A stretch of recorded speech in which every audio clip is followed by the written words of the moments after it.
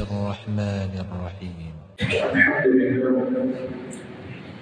رب العالمين والشكر والسجود لمحمد رب العالمين أريد وجمع الشيخ سيدنا أشرف توفيق الجنة إلى الله بهديك القادم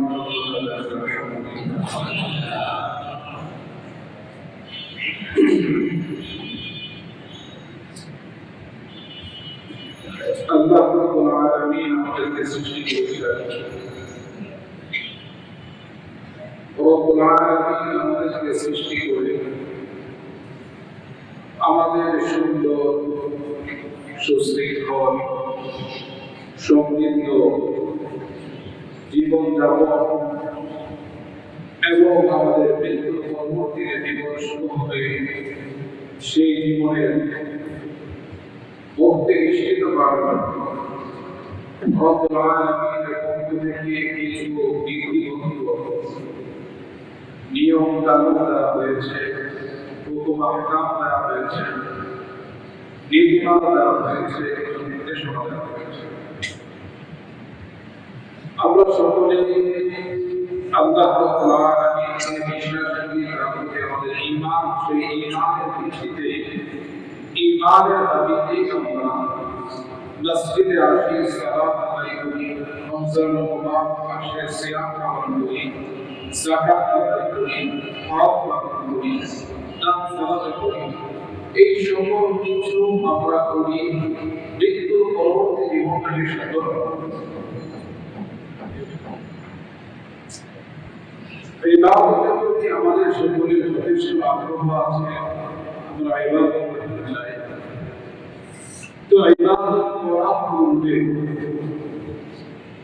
যে বিষয়টা অপরিহার্য সে বিষয়টা হলো যে সেই ইবাদত আদায়ের পদ্ধতি কি হবে, কিভাবে আদায় হবে। মুহতারাম হাজিরিন, আমি সালাত আদায় করি, সালাতের প্রতি আমার আগ্রহ আছে। এখন সালাত আমি কিভাবে আদায় করবো সেই বিষয়টা যদি আমার জানা না থাকে, সঠিকভাবে যদি সালাতের নিয়ম কানুন শর্ত শারায়েত জ্ঞান রাখি, তাহলে তো আমার সালাত আদায় সঠিক হবে।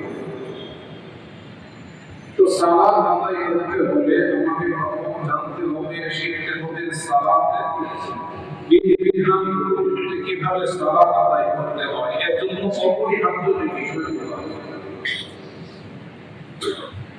তো এটাকে ইসলামের পরিভাষায় আইন বলা হয়। আমরা আইনের যে বাংলা অর্থ করি জ্ঞান, মুহতারাম হাজিরিন, আসলে জ্ঞান এই শব্দের আইনের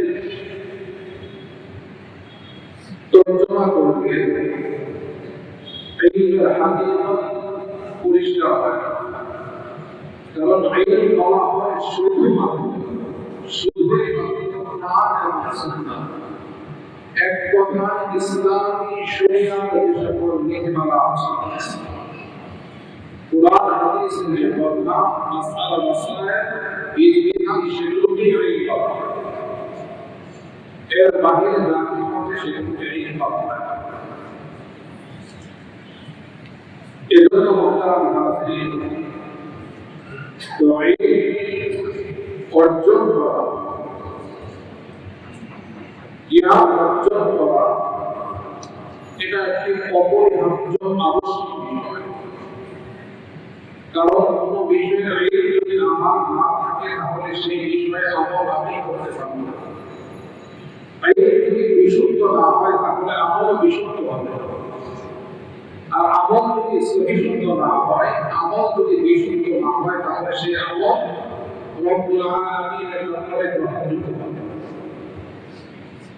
তাহলে আমরা তো আমল করি, আমলের প্রতি আমাদের যথেষ্ট আগ্রহ আছে,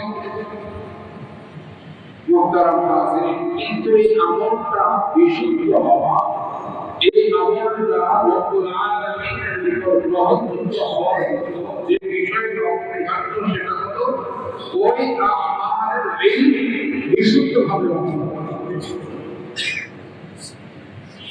তো দেখা যায় যে আমাদের প্রতি আমাদের আগ্রহ আছে, কিন্তু ওই আমারটাকে বিশুদ্ধভাবে আদায়ের জন্য যে এইটা অপরিহার্য, সেই এইটের প্রতি আমাদের আগ্রহ নেই। আমরা সালাত আদায় করি, তো সালাত আদায়ের প্রতি আমাদের আগ্রহ আছে বিধায় আমরা পাঁচ ওয়াক্ত মসজিদে আসি। নির্ধারিত ফরজ নামাজ জামাতের সাথে যখন আদায় করি, আগে পরে সুন্নাত নামাজও আমল করি। কিন্তু এই যে আমাদের আগ্রহ যদি না থাকতো, তাহলে আমরা সুন্নাত নফল করতাম, মসজিদে আসতাম, তাহলে ইবাদতের আগ্রহ আছে। কিন্তু এই ইবাদত এটা বিশুদ্ধ হওয়া, এটা রব্বুল আলামিনের গ্রহণযোগ্য হওয়ার যে বিষয়টা অপরিহার্য, এই অর্জন করা, সেই বিষয়ের প্রতি আমাদের আগ্রহ নেই কখনো না, বরং একজন যত পর্যন্ত শব্দ বোঝে এই বিষয়ে আমাদের দুঃখে নেই। আমি দিব্যি সালাত আদায় করে যাচ্ছি, আমার জীবনে 30-40-50-60-70 বছর পাবে। তো এখন সালাতের যে বিষয়গুলো অপরিহার্য, এই বিষয়গুলো সম্পর্কে যদি একজন করে হিসাব দেওয়া হয়, তাহলে দেখা যাবে যে আমরা অনেকেই আটকে যাব। সঠিকভাবে আমরা এর যথাযথ উত্তর আমরা দিতে পারব। আমাদের সালাত থেকে অভিজ্ঞতা তৈরি হচ্ছে, সেই অভিজ্ঞতা আমাদের ফুটিয়ে আছে। সালাতের ব্যাপারে কোরআনে কারীমের তেলাওয়াতের প্রয়োজন, তাসবিহ প্রয়োজন, তাহিয়াতের প্রয়োজন, দুরূদ শরীফ আছে, দোয়া রাসূল আছে, রুকু সিজদা তাসবিহ আছে। এই বিষয়গুলো যদি আমাদের জিজ্ঞাসা করা হয়, তাহলে দেখা যাবে এগুলো বিশুদ্ধ উচ্চারণ আমাদের হচ্ছে। অথচ এই সালাতের আরম্ভের সবচেয়ে গুরুত্বপূর্ণ বিষয় ছিল এগুলো বিশুদ্ধভাবে সহিষ্ণুভাবে শিক্ষা করা। কারণ এগুলো যদি সহিষ্ণু না হয়, তাহলে আমার সালাত তো সহিষ্ণু হচ্ছে না। আর সালাত যখন সহি হবে না, তখন সেটা আল্লাহর দরবারে গ্রহণ হবে না। তাহলে বোঝা গেল যে আমাদের ইবাদতের যে আগ্রহ আছে, মুক্তারাম নাযরীন, আলহামদুলিল্লাহ, এটা প্রশংসা, কিন্তু পরিবারের বিষয় হলো ওই ইবাদতের বিশুদ্ধ জ্ঞান এই অর্জন করা আমাদের কোনো ধরনের আগ্রহ নেই। আমাদের এটা বড় পরিবারের বিষয়, বড় আফসোস। সারা জীবনকে পরিবর্তন করে, কিন্তু আমার আপনার জীবন পরিবর্তন করছে না। কেন করছে? কারণ সালাত বিশুদ্ধ হচ্ছে না। কিন্তু এক মাস আমরা সিয়াম করতে পারবো। সিয়ামের যে হক ছিল, সিয়ামের যে দাবি ছিল, তো সিয়ামের সেই দাবি, সেই হক আদায় করতে পারিনি। কেন পারিনি? আমরা তো ঠিকই সাদের থেকে সূর্যাস্ত পর্যন্ত উপবাস ছিলাম, আমার থেকে বিরত ছিলাম, স্ত্রী সম্পর্কে বিরত ছিলাম। তো তারপরেও কেউ দীর্ঘ এক মাস আমাদেরকে দেওয়া হলো আমাদের জীবনটাকে সুন্দর করার, যেন আমরা তাকওয়া অর্জন করি, যেন আমরা তো আল্লাহ অর্জনের জন্য দীর্ঘ এক মাস আমরা দীর্ঘ সিয়াম, নিয়ম পালন করব। তো এর দ্বারা আল্লাহ তাআলার সাথে আমাদের সম্পর্ক দৃঢ় হয়েছে। কারো এলাকার কাউন্সিলরের সাথে খুব মহব্বত সম্পর্ক, দেখা যাচ্ছে তার রাষ্ট্রপ্রধানের সাথে পরিচয় হয়ে গেল, সম্পর্ক হয়ে গেল। এখন সে কি রাষ্ট্রপ্রধানের সাথে সম্পর্ক রাখবে, তার সাথে সময় কাটাবে, ওই কাউন্সিলরের সাথে কার সাথে কাটাবে? কাউন্সিলরের সাথে দীর্ঘদিনের সম্পর্কটা ছিল, রাষ্ট্রপ্রধানের সাথে তার পরিচয় হওয়ার পর, সম্পর্ক গভীর হওয়ার পর, নিবিড় হওয়ার পর, ওই কাউন্সিলরের সাথে তুমি আর সময় কাটায় না।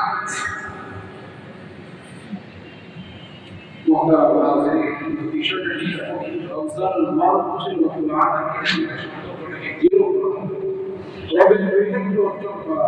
যদি রমজানের উপকারিতা এটা যদি আমরা অর্জন করেই থাকি, তাহলে আল্লাহর সাথে আমার সম্পর্ক যদি হয়েই থাকে, তাহলে রব্বুল আলামিনের সাথে যে সম্পর্ক ছিল সেটাকে বিচ্ছিন্ন করে মাখলুকের সাথে আমার খুশি সম্পর্ক, রবের রহমতের আশা প্রত্যাশা, সেটাকে পরিহার করে করতে হবে। আবার তার কাছে আসা ভরসা আছে।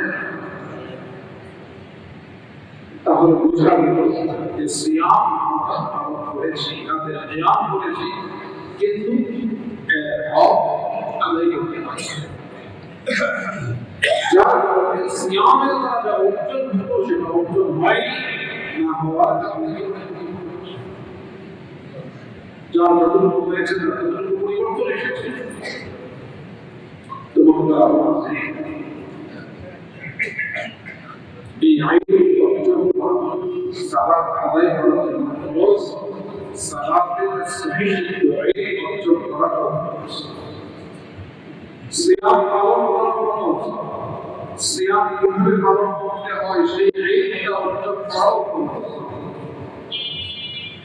হজ তাদের খরচ, তাদের বিধিবিধানগুলো জানা তার জন্য খরচ। আমাদের প্রত্যেকের জন্য কতটুকু আইন অর্জন করা সুন্নাহ, যে আমাদের জীবন যাপনে আমাদের যা কিছু প্রয়োজন করণীয় করতে হয় এই সকল বিষয়ে আইন অর্জন করা। রাসূল কারীম সাল্লাল্লাহু আলাইহি ওয়াসাল্লাম বলেন, ওয়ালাকুল আইন হাদিয়ুন আলা কুল্লি মুসলিম, প্রত্যেক মুসলমানের আইন অর্জন করা। তো কতটুকু আমার যা করতে হয় ওই সকল বিষয়ে আইন অর্জন করা।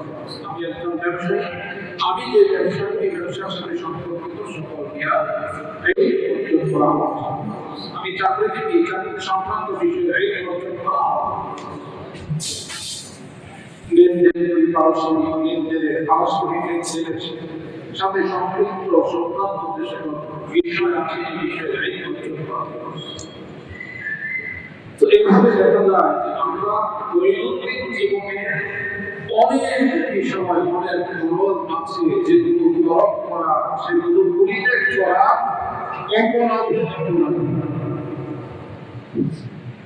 শুধু সালাত আদায়ের মাধ্যমে খরচ আদায় হয়ে যায় না, এটা তো সালাতের খরচ আদায়।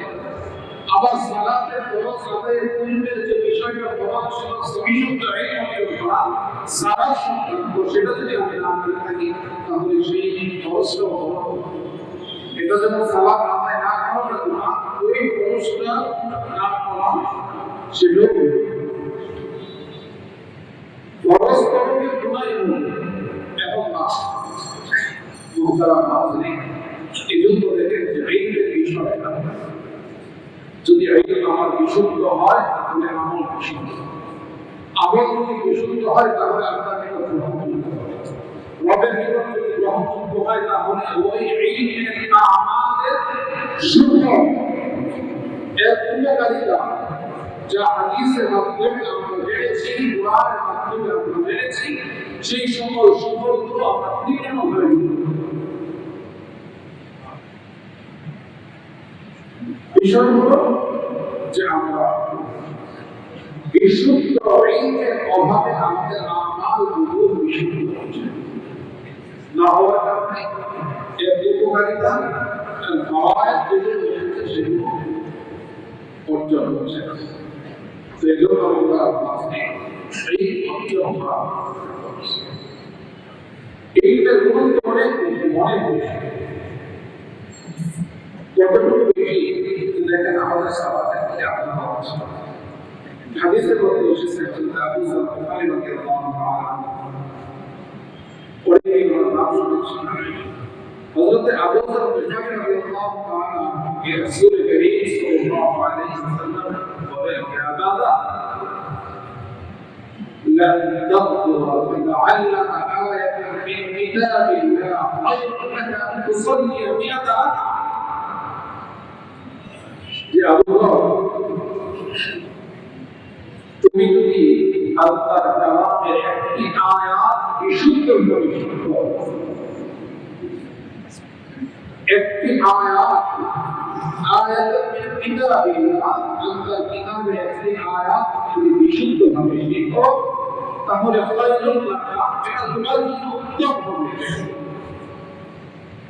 আল তুসাল্লিয়া 100 রাকাত, যে 100 রাকাত নফল নামাজ পড়ার যে সওয়াব হলো আমল নামাজ যতটুকু সমৃদ্ধ হবে 100 টাকা নফল নামাজের দ্বারা একটি আয়াত বিশুদ্ধভাবে শিক্ষা করার দ্বারা আমল নামাজ এর চেয়েও বেশি সমৃদ্ধ। তাহলে আমরা যে সালাতের ব্যাপারে আগ্রহী যে বিষয়টা বললাম, ইবাদতের মধ্যে আমাদের আগ্রহ আছে, এটা হওয়া উচিত, আরো করা উচিত, কিন্তু ইবাদত যে আমি করছি এটা তো বিশুদ্ধ হবে।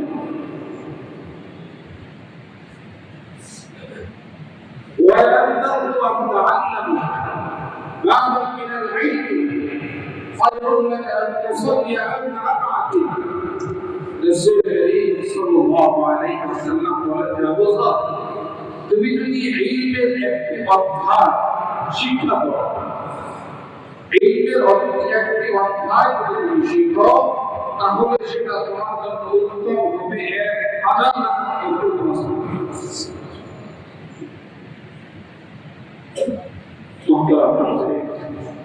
এখন বোঝার বিষয় যে আমরা দৈনিক কত রাকাত নামাজ পড়ি, তাহাজ্জুদ করি, ইশরাক করি, চাষ করি, দুহুল মসজিদ করি, নামাজের আগে করে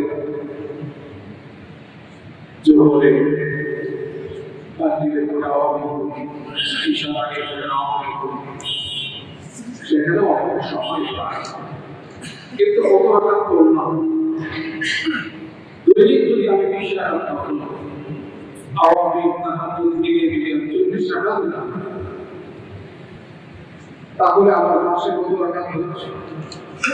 আর ইলমের একটি অধ্যায় শিক্ষার দ্বারা আল্লাহ রাসূল বলেন যে সেটা 1000 রাকাতের সমপরিমাণ নয়, বরং তার চেয়ে উত্তম।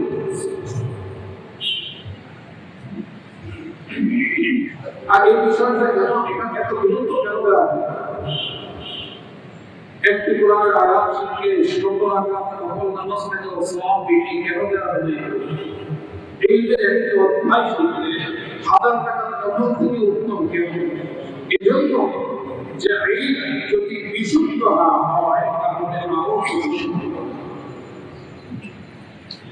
আমি নফল সালাত করছি, আমার তো ফরজে হচ্ছে না, আমি নফল দিয়ে কি হবে? আমি নফল সালাত আদায় করতেছি, তাহাজ্জুদের অনেক ফজিলত, আমি তাহাজ্জুদ আদায় করছি, চাষ করছি, ইশরাক করছি, আওয়ামী করছি, মুখলান করছি, কিন্তু এগুলো যে আমি করছি আমার তেলাওয়াত কি বিশুদ্ধ? আমার এই সালাতটা সহিহ হওয়ার জন্য, রবের নিকট গ্রহণযোগ্য হওয়ার জন্য যতটুকু সংযুক্ত প্রয়োজন সহিহ আমার তেলাওয়াত আছে। যদি তেলাওয়াত পরিমাণ না থাকে তাহলে আমার এই নফল দিয়ে কি হবে? আমার ফরজ হচ্ছে না। সারা জীবন যদি নফল আমি কাটিয়ে দেই, 1 রাকাত ফরজের সমান হবে না। আমার ফরজ হচ্ছে না, এই নফলের ফায়দা কি? তো জীবনে পরিবর্তন আসে কি না?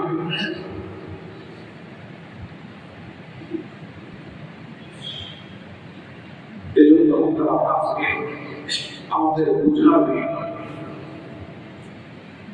যে আসলে আমাদের জীবনের পরিবর্তনের জন্য, জীবনটাকে সহজ করার, জীবনকে সহজভাবে উপভোগ করার জন্য কোরআন সুন্নাহর বিশুদ্ধ ইলমের পরিবর্তন।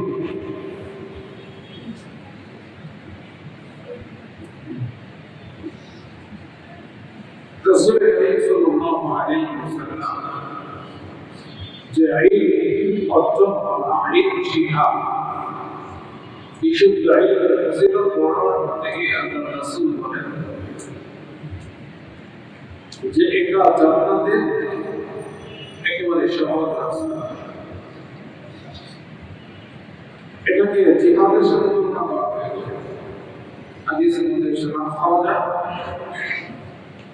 بطلب العلم فهو في سبيل العلم والجهد والإرشاد.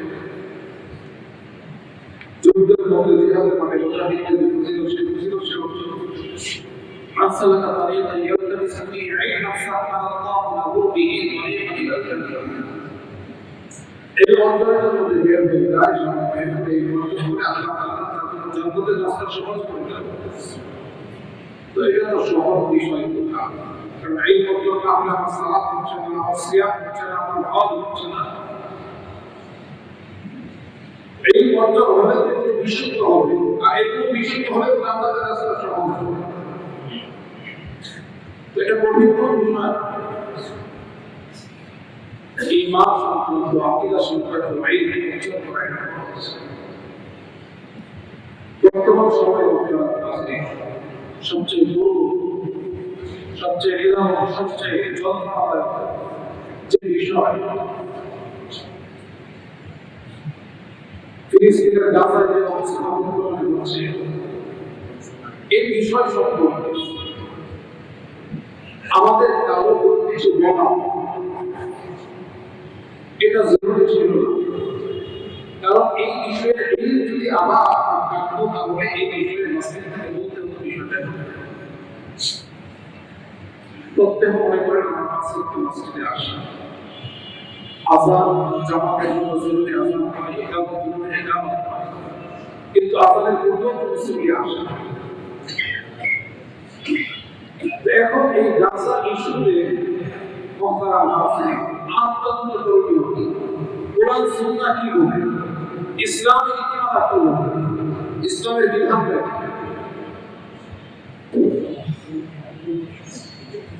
মহতারাম হাফেজ যে দেখেন কোরআন সুন্নাহর আইন, ইসলামী ইতিমাদা, ইসলামী নির্দেশনা, ইসলামী শরিয়া বলে এই অবস্থা যে কোনো ভাবে ইসলাম বিরোধী শক্তি ন্যূনতম উপকৃত হয় এবং সকল কাজকর্ম মুসলমানদের জন্য সম্পূর্ণ করা। এখন আপনি ইসরায়েলের সাথে কানেক্টেড সংযুক্ত বা মিত্র শক্তি দ্বারা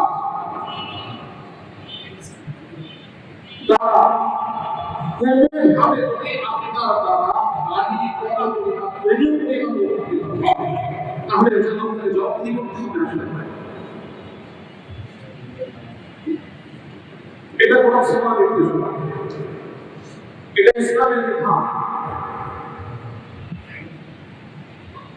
এই অবস্থা কি করতে আমরা অনেক আগে থেকে তাদের বন্ধ হয়ে চলছি। আমরা বলছি, আপনারা করছেন, কিছু সময় চলে আবার শুরু হয়। তো আপনি কি জানেন ওই কুকুরের গোশতটা যেমন খারাপ, ঠিক ইসরায়েলি এবং তাদের প্রশক্তি যারা আছে তারা সমর্থন করছে, অংশগ্রহণ করছে, তাদের কোরআন এবং ঠিক সেই পরিমাণে ঝামেলা করা। এই এলিটা যদি আমরা তাহলে আমি ব্যবহার করতাম না। আর এই না থাকার কারণে বিষয়টা আমাদের কাছে খুব জটিল মনে হয়।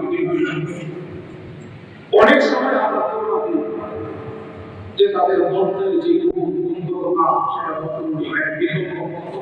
সমপরিমাণ বা কাছাকাছি। আমার মধ্যে যদি ন্যূনতম মনুষ্যত্ব থাকে, মানবতা গুণ থাকে, তাহলে আমি অন্যের গুণ আর মানকে আমি পর্যালোচনা করছি। যেখানে আমার ফিলিস্তিনের গাজা সাধারণ নারী শিশু তাদের বাঁচার অধিকার পর্যন্ত নেই, আমি সেখানে অন্যের মান নির্ণয় করছি যে আমার সবচেয়ে উন্নত মানের প্রোডাক্ট আমার করছি। আমি কি মানুষ? এই যদি আমার চরিত্র হয়, এই যদি আমার বিবেচনা হয়, এই যদি আমার প্র্যাকটিস হয়, তাহলে আমি কি মানুষের মধ্যে মানুষ বলা না? তো মানুষ জানো না মানুষ বলা, মানুষের সঙ্গে সে করে না। আল্লাহ শিক্ষা দিয়েছেন, কোরআনের শিক্ষায় শিক্ষিত হয়, কোরআনের আদর্শ পালন করে সেই মানুষ। তো কোথায় আমি একজন ব্যবসায়ী, তাদের ব্যবসা করছি, এই পর্যায়ে তাদের পক্ষে ব্যবসা করা, এই পর্যায়ে ব্যবসা করা হারাম হবে না, সম্পূর্ণ হারাম। এর মামলা নাই। আমি আইনের বিষয়ে আলোচনা করছি শুরু থেকে এজন্যই যে দাদা বিষয়টা বোঝানো যে এই কত গুরুত্বপূর্ণ, কেন ইলমের এত বেশি ফজিলত, ইলমের সম্মান মাকাম এই মর্যাদা কেন দেওয়া হয়েছে? কারণ মানুষের যদি সঠিক ইলম না থাকে, ওই মানুষের মানুষ থাকে না, তাকে মানুষ বলে না। আমি মানুষ হতে হলে আমার কোরআন সুন্নাহ সঠিক ইলম থাকবে। কোরআন সুন্নাহ ইলম থাকলে মানুষ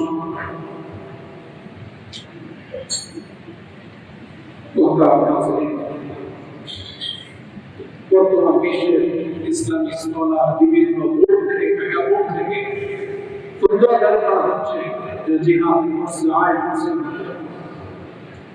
কিন্তু এখন না, এই জিহাদ মুসলিম তো এখন না। আবার আপনার জন্য জন্ম হয়েছে তখন থেকে, এই জন্য আমি আপনার দুনিয়াতে এসেছি, তখন থেকে আমার যদি পারেন আমি আপনার কাছে জিহাদ মুসলিম এই হুকুম ধরে নিয়ে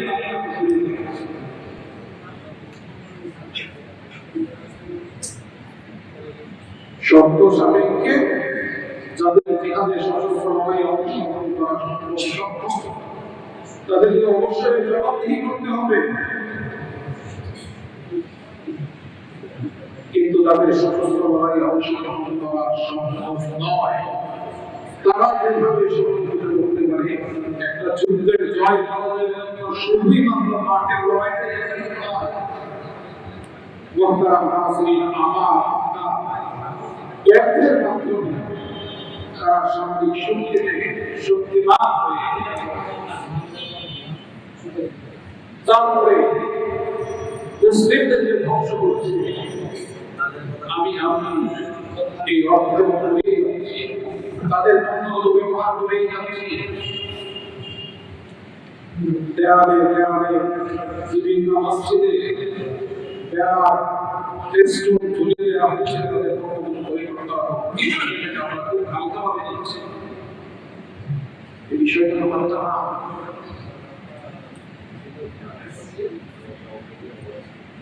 এটা কুকুরের গোশতের মতো হারাম কিভাবে হয়ে গেল? মুহতারাম হাজিরিন, মুসলমানদের দিনের আকারটা যখন হারাম ছিল, আমার আপনার হালাল উপার্জনে অর্থ দিয়ে প্রয়োজিত যে আপনার লক্ষ্য বাসায় নিয়ে এসেছি, আমি বাসায় প্রস্তুত করা হয়েছে, এটা তো মসজিদে সাদেক থেকে সূর্যাস্তের মধ্যবর্তী সময়টা রমজানুল মুবারকে সুবহ সাদেক থেকে সূর্যাস্তের মধ্যবর্তী সময়টা, এটাই হালালটা হারাম হয়ে গেছে। ঠিক এই বর্তমান এই পরিস্থিতিতে তাদের সকল ঠিক তেমনই হারাম। আর কেউ যদি হালালকে হারাম মানে না, তাহলে তাকে মুসলমান করার প্রশ্ন। ইসলামী শরীয়তের হালালকে হারাম, হারামকে হারাম বলতে হবে, জানতে হবে, স্বীকার করতে হবে। ইমান থাকা মানে একজন নামাজ পড়লো না, এজন্য তাকে কাফের বলা হয় না, কিন্তু যখন নামাজকে অস্বীকার করে তখন তাকে কাফের। আপনি হারামকে যদি হারাম স্বীকার না করেন তাহলে প্রশ্ন, হারামটাকে হারাম স্বীকার করতে হবে না, তাহলে বোঝার বিষয় হলো যে এতটুকু আইন যদি আমার তাহলে আরো আগে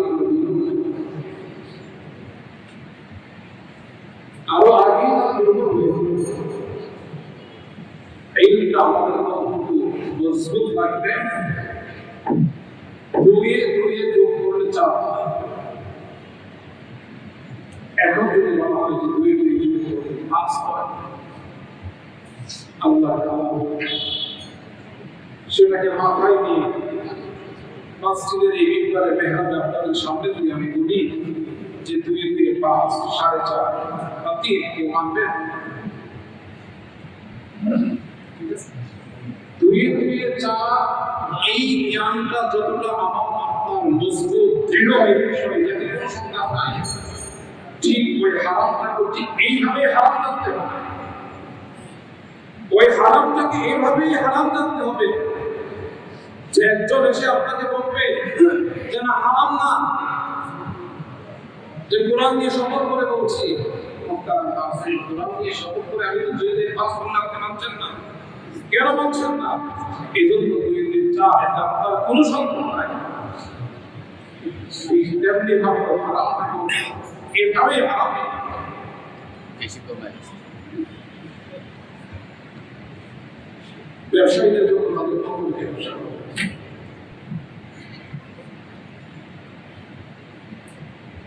হ্যাঁ, বিষয়টা যদি এমন মুহতারাম নাযরিন স্বাভাবিক পরিস্থিতি সব জায়গাতে বিরাজমান, তখন তাদের সাথে ব্যবসা বাণিজ্য হতে পারে। কিন্তু এই যুদ্ধ অবস্থায় কোনো অবস্থাতেই তাদের পক্ষ নিয়ে ব্যবসা করা, তাদের পক্ষ মুসলমানদের জন্য ক্রয় করা, এগুলো শরীয়তের দৃষ্টিতে সম্পূর্ণ না। এজন্য আল্লাহ বলেন, হারামটাকে আমরা হারাম জানি, হারাম মানি এবং হারামকে আমরা উল্লেখ করে কি হারি আল্লাহ তাআলা জবাব দেন। হারাম ভোগ করে ইবাদত, হারাম ভোগ করে ইবাদত এবং হাদিসের মধ্যে এসেছে যে হারাম শরীর আমাদের পবিত্র لا يدخل الجنة جسد بني بالله হারাম দ্বারা প্রতিফলিত বিষয় যে হচ্ছে ওই দেহ জান্নাতে প্রবেশ করে।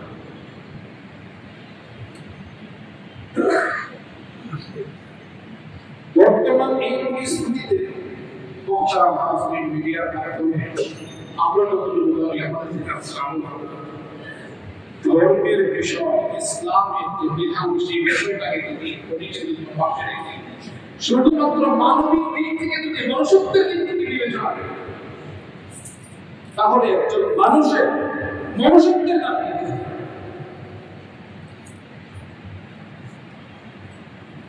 এই বিষয়গুলো মুহতারাম নাযরিন বোঝানো নয়, যার অনুভূতি নেই এই বিষয়টিকে বোঝানো। একজন মানুষ যদি মানুষ থাকে আপনি তাকে বোঝাতে পারেন। এরকম আছে আমরা এই সম্পর্ক যারা আমার শরীয়ত যে শরীয়তের অনুসারী, সেই শরীয়ত যেটাকে হারাম করেছে সেটা আমার জন্য হারাম। এই হারাম আমার জন্য বুঝতে না, এটাকে পরিহার করতে হবে, বর্জন করতে হবে। حديث المدينة الشيخ المسلم أخو المسلم مسلمان مسلمان كجسد واحد সারা দুনিয়ার সকল মুসলমান একসাথে একটা পরিবার। 30 টাকা আইন, 30 টাকা 30 টাকা 40 টাকা 80 টাকা বন্ধু যে চোখে ব্যথা হলে তখন যন্ত্রণা গোটা শরীরে অনুভব করে, মাথায় ব্যথা যন্ত্রণা গোটা শরীরে অনুভব করে। মুহতারাম নাযরিন আমার আপনার সন্তানকে দিয়ে থাকেন বন্দি করে বুলডোজার দিয়ে এইভাবে লাশ করে পুড়িয়ে দেন, তখন আমার আপনার অবস্থা এই ব্যথা লাগা, হৃদয়ে রক্তক্ষরণ হওয়া, এটা ইমানের দাবি, এটা ইমানের পরিচয় নবীদের বলছে।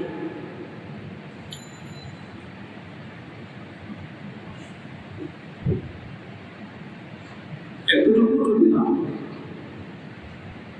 তাহলে নিজেকে আমি মুমিন দাবি করি, এতটুকু যদি না হয় তাহলে আমি নিজেকে মুমিন কিভাবে দাবি করি? এজন্য আমাদের সর্বোচ্চ প্রচেষ্টা থাকবে আমরা শুধুমাত্র তাদের পণ্য যারা আমরা গ্রাহক ক্রেতা পরিপূর্ণ করবো তা নয়। যারা ব্যবসায়ী আছে, যে সকল ব্যবসায়ীরা তাদের পণ্য দোকানে রেখে ব্যবসা করতে চায়, ওই দোকান তৈরি করবে, ওই দোকান থেকে আমরা পরিশ্রম করব। এগুলো সম্পূর্ণ পরিত্যাজ্য হারাম বস্তু যে সকল দোকানে বিক্রি হবে, ওই সকল দোকান করে। আমি ন্যূনতম মান খুঁজবো যেখানে মানুষের বাঁচার অধিকার।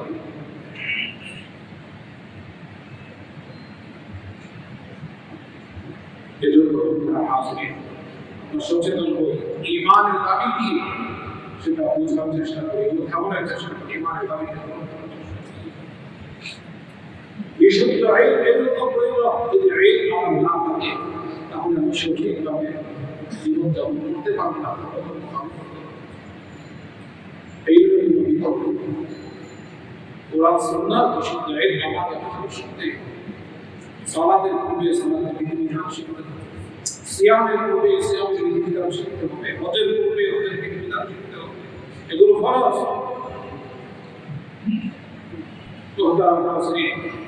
পূর্বে আরো কয়েক বছর পূর্বে 7-8 বছর পূর্বে ঘোষণা দেওয়া হয় যে আমাদের মসজিদের মধ্যে ছোট ছোট বাচ্চা যারা তাদেরকে বিশুদ্ধ কোরআন শিক্ষার ব্যবস্থা করা হবে এলান দেওয়া হয়েছিল আমাদের মসজিদের মুয়াজ্জিন সাহেব খাদিম সাহেবরা তারা উপস্থিত হলেন 2 দিন 3 দিন তারা ফজরের পর বসেছিলেন অপেক্ষা করছেন কিন্তু একটা বাচ্চা আসে এটা বড়ই আফসোসের বিষয় মুসলিম সমাজ মসজিদের মহল্লায় কোরআন শিক্ষার জন্য শিক্ষা দেওয়ার জন্য ফ্রি আহ্বান করা হচ্ছে তো একটা বাচ্চাও আসবে না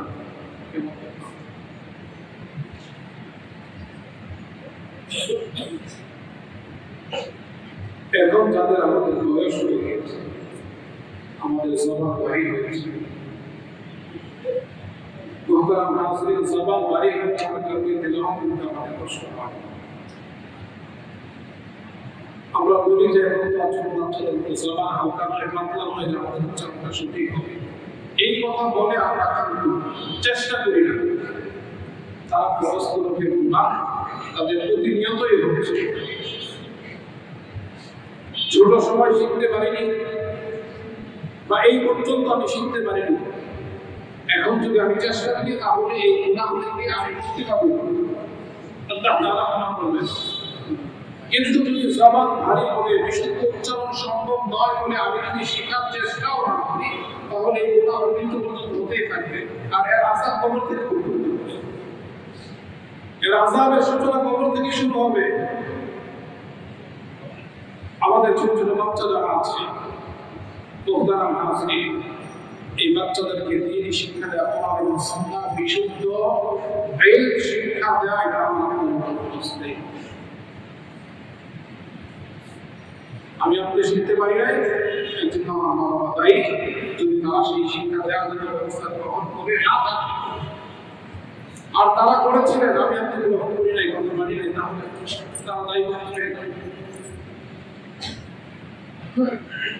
এই যে বিষয়গুলো তারা ভাবছে যদি ছোট বাচ্চা তখন আমার সন্তান ছোট তখন থেকে তাকে যদি ইসলামের মৌলিক বিষয়গুলো শিক্ষা দিতাম যেগুলো ফরজ এই বিষয়গুলো যদি আমরা শিক্ষা দিতাম তাহলে তারা ভাবছে সমাজের চিত্রটা এমন শুধুমাত্র ইসলামী শিক্ষা কোরআন এবং সুন্নাহর মৌলিক শিক্ষার অভাবে যত করাম যত অন্যায় যত অনাচার অপচার জুলুম জবরদখল চাঁদাবাজি টেন্ডারবাজি সবকিছু ইসলামী কোরআন এবং সুন্নাহ শিক্ষার অভাবে অন্য কোথাও বিভিন্ন ধরনের বৈষম্যের শিকার জুলুমের শিকার বিভিন্ন ধরনের চাঁদাবাজি টেন্ডারবাজি এসব বিষয়ে পরস্পর আমরা আলোচনা করি এর থেকে পরিত্রাণের উপায় নাকি সে বিষয় নিয়ে আমরা কখনো চিন্তা করি না এর সঠিক বিষয়টা পর্যালোচনা করি না কোনো পদক্ষেপ আমরা গ্রহণ করি না আপনারা কি মনে করেন আইনের মাধ্যমে অপরাধ নির্মূল হয়ে যাবে পশ্চিমকালে দেশে আইন আছে আদালত আছে প্রশাসন আছে অন্যায় অনাচার কমছে না অনাচার কমছে না প্রতিনিয়ত বৃদ্ধি পাচ্ছে কেন বৃদ্ধি পাচ্ছে দিন যাচ্ছে কোরআন সুন্নাহ সঠিক ইলমের অভাব বুঝতে পারছে কোরআন সুন্নাহ থেকে মানুষ যতটা বিমুখ হবে ততটাই অন্যায় অনাচার হচ্ছে এই আইন আদালতের মাধ্যমে প্রশাসনের মাধ্যমে অপরাধ মুক্ত সমাজ মানুষ ভিতর থেকে যদি পরিশুদ্ধ না হয় তখন তারা ভাবছে এই মানুষ অন্যায় থেকে এটা দুঃসন্ত এজন্য তারা ভাবছে আমাদের মসজিদে আবারও আহ্বান করছি যে আমরা আমাদের সন্তানদেরকে মসজিদে পাঠাই, মসজিদে আমরা পাঠাই, তাদেরকে কোরআন শিক্ষা দেই, কোরআনের মৌলিক শিক্ষাটা তারা শিখুক, ঈমানের বিষয়টা তারা শিখুক, আকীদা সংক্রান্ত বিষয়গুলো শিখুক। বয়স্ক আমরা যারা আছি আমরাও সময় দেই, আমাদের যে সকল ত্রুটি বিচ্যুতিগুলো আছে সেগুলো আমরা শুধরে নেওয়ার চেষ্টা করি। যদি আমরা শুধরে নেওয়ার চেষ্টা করি তাহলে আল্লাহ তাআলার পক্ষ থেকে আমাদের জন্য ক্ষমার ঘোষণা আছে।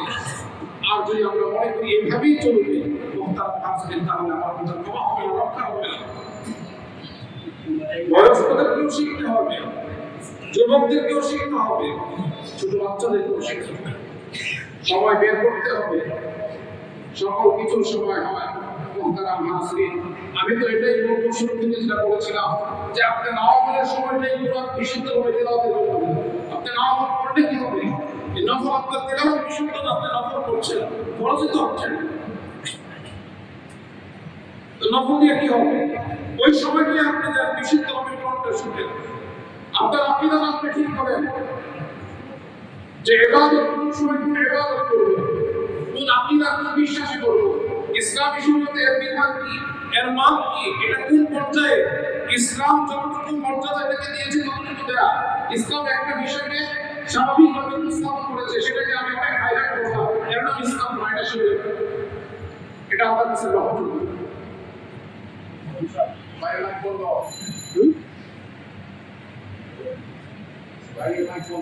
এজন্য সকলের কাছে বিনীত আহ্বান থাকবে, আবেদন থাকবে যে আমরা আমাদের সন্তানদেরকে আপনার স্কুলে পড়াবো, কোনো আপত্তি নেই, মাদ্রাসায় ভর্তি করে দেন, সেটা আমি বলছি না। আপনি যেখানে যদি প্রতিষ্ঠানে পড়ান অবশ্যই দেখবেন ওই প্রতিষ্ঠানে কোরআন সুন্নাহ বিরোধী কোনো বিষয় থাকলে সেই প্রতিষ্ঠান অর্জন করে। আর মৌলিক শিক্ষাটা আপনাদের কর্তৃপক্ষ এই ব্যাপারে বদ্ধপরিক যে এর জন্য আপনাদের সন্তানদেরকে ইসলামের মৌলিক শিক্ষা, যেটা অপরিহার্য, যেটা না হলে আপনিও ধরা খাবেন, আপনাকেও হিসাব দিতে হবে, আপনার সন্তানকেও দাঁড়াতে হবে। আর আপনি ব্যবস্থা না নেওয়ার কারণে আপনার সন্তান আপনার বিরুদ্ধে অভিযোগ করবে। ওই মৌলিক শিক্ষাটা এই মসজিদ থেকে দেওয়া হয়েছে। এই জন্য বাচ্চাদেরও শিক্ষার ব্যবস্থা থাকবে, বয়স্কদেরও শিক্ষার ব্যবস্থা থাকবে। বয়স্কদের জন্য ফরজে আইন যে সকল বিষয়গুলো আছে, বিষয়গুলো আছে মুহতারাম হাজিরিন, এর জন্য আমরা সময় বের করি, কোনো বিকল্প নেই, এখন বের হয়। আর তা না হলে বিদ্যুৎ নির্ধারিত না যে আমার 9 তারিখে 70 বছর আমার হায়াত নিয়ে এসেছে, 80 বছর হায়াত নিয়ে এসেছে, সময় নির্ধারিত, কিন্তু সেই সময়টা আমার আর কতটুকু বাকি আছে সেটা অনিশ্চিত। এজন্য এখনই আমি সিদ্ধান্ত গ্রহণ করি, আমি সংকল্প গ্রহণ করি মুহতারাম হাজিরিন যে আমাদের বাচ্চাদেরকে আমি অবশ্যই মসজিদে পাঠাবো। আমাদের এখানে বাদ ফজর থেকে মুহতারাম হাজিরিন, বাদ ফজর থেকে মিনিমাম 1 ঘন্টা সময় দেওয়া হয়। এই সময়টা আমরা আমাদের বাচ্চাদেরকে পাঠাই সম্পূর্ণ বিনামূল্যে, ফ্রি কোরআন কারীমের শিক্ষা এই মসজিদ থেকে দেওয়া হয়। নামাজ আগে কোরআন কারীমের তেলাওয়াত আমরা করতে পারি, মসজিদ সুন্দর হবে, মসজিদের মুসল্লি সুন্দর হবে, মুসল্লিদের সালাত সুন্দর হবে, মুসল্লিদের আচার আচরণ সুন্দর হবে, মুসল্লিদের তেলাওয়াত সুন্দর হবে, মুসল্লিদের রুকু সিজদা সুন্দর হবে। যদি এগুলো সুন্দর হয় তাহলে মসজিদ সুন্দর হওয়ার সম্ভব। আর যদি এগুলো সুন্দর না হয় তাহলে কাজ সুন্দর হবে। এজন্য সকলের কাছে আপনাদের যখন সময় পেশা যদি যখন সময় হয় তখন যে কোনো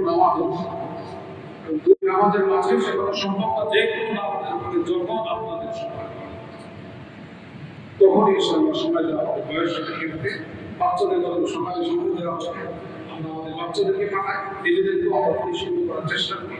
সঠিক আমরা সঠিক আমরা অর্জন করতে পারি। আল্লাহ আমাদের সকলকে